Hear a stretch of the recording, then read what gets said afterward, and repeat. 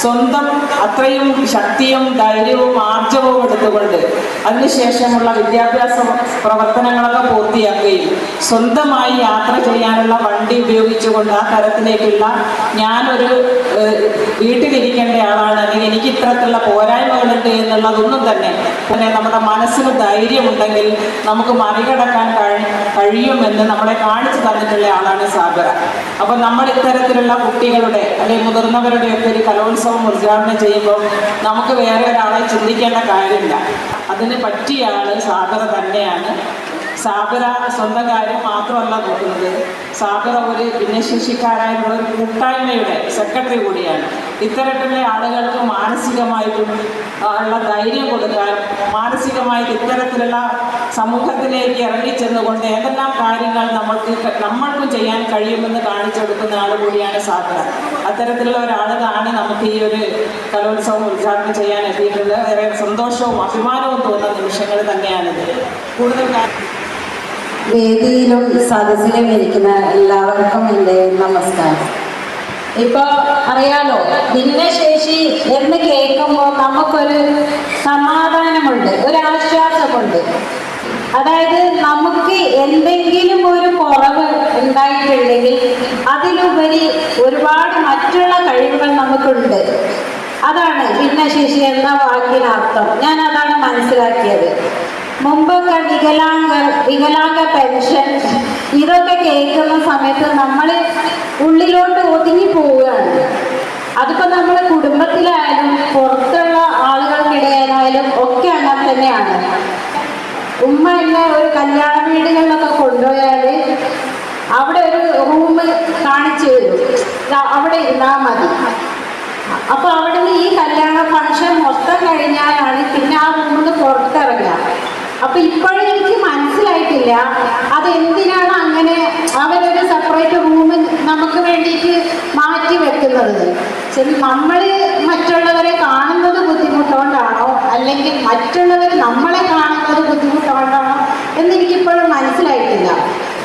അപ്പൊ അങ്ങനെ ഞാൻ വീടിനുള്ളിൽ ഒതുങ്ങിയിരിക്കുന്ന സമയത്താണ് എനിക്ക് അഭയത്തിന് ഒരു പരിപാടിയിൽ എന്താ പറയുക, തൊഴിൽ പരിശീലനം എന്ന് പറഞ്ഞൊരു പരിപാടിയിൽ പങ്കെടുക്കാൻ അവസരം കിട്ടിയത്.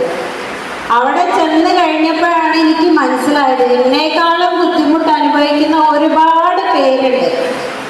അപ്പോൾ അത് കഴിഞ്ഞതിന് ശേഷം എനിക്ക് പുറം ലോകം കണ്ടു തുടങ്ങിയതിന് ശേഷം എനിക്ക് തോന്നി ഇതുപോലെ ഇതിനെപ്പോലെ ഉള്ളിൽ ഒതുങ്ങിയ ആളുകൾ ഉണ്ടാവുമല്ലോ, അവരെ ഒന്ന് പുറത്തേക്ക് കൊണ്ടുവരണമെന്ന്.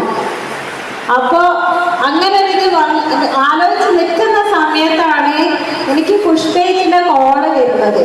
ഞാൻ അവിടെ നിന്നാണ് പുഷ്പേച്ചിനെ പരിചയപ്പെട്ടത്. അപ്പോൾ പുഷ്പേച്ചി എന്നോട് പറയുകയാണ്, ഞങ്ങൾ ഒരുപാട് സംസാരിക്കാനോ മണിക്കൂറുകളോളം സംസാരിക്കാനോ ഞാനും പുഷ്പേച്ചി. അപ്പോൾ പുഷ്പേച്ചിൻ്റെ അടുത്ത് പറഞ്ഞു എനിക്കത് കാപ്പാട് ബീച്ചിൽ പോകണം, ബിരിയാണി തിന്നണം എന്നൊക്കെയുള്ള ആഗ്രഹമുണ്ട്. ഞങ്ങൾ അങ്ങോട്ടും ഇങ്ങോട്ടും ഞങ്ങളെ കാര്യങ്ങളൊക്കെ ഷെയർ ചെയ്യലുണ്ട്.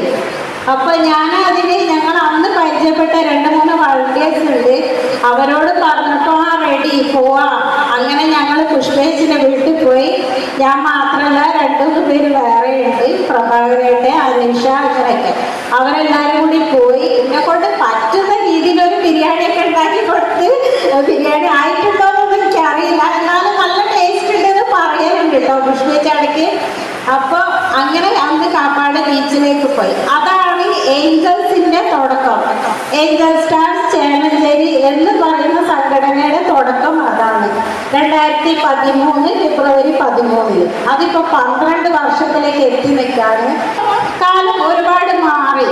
വെളിപ്പുറത്തെ ആളുകൾ എത്തുന്നുണ്ട്, നമ്മളെ സഹായിക്കാൻ എല്ലാവരും എത്തുന്നുണ്ട്. എന്താ പറയുക, കുറേ സുഹൃത്തുക്കളുണ്ട്. ഇപ്പോൾ സ്മാർട്ട് ഫോണൊക്കെ വന്നതോടുകൂടി നമ്മൾ എത്ര ദൂരമുള്ള ആൾക്കാരായിട്ടും എന്താ പറയുക നമ്മളെ കാര്യങ്ങളൊക്കെ ഷെയർ ചെയ്യാനൊക്കെ പറ്റുന്നുണ്ട്. പക്ഷെ ഇതൊന്നും ഇല്ലാത്തൊരു കാലഘട്ടത്തിലൂടെയാണ് ഞാൻ കടന്നു വന്നത്.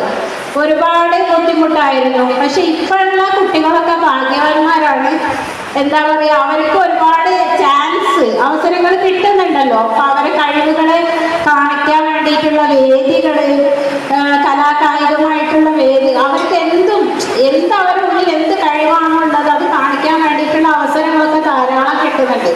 അപ്പൊ ഇനിയും ഇതുപോലുള്ള മക്കള് ഉണ്ടെങ്കിൽ അവരെ അടിച്ചു കൂട്ടി ഇടാതെ പുറത്തേക്ക് എത്തിക്കാം. ഇത് നമുക്കും കൂടി വേണ്ടിയിട്ടുള്ള ലോകമാണല്ലോ. അപ്പൊ നമ്മളിവിടെ ജയിച്ചു, ഇനിയിപ്പോ ജയിച്ച് ജീവിച്ച് കാണിച്ചു പോവുക, അതാണ് വേണ്ടത്.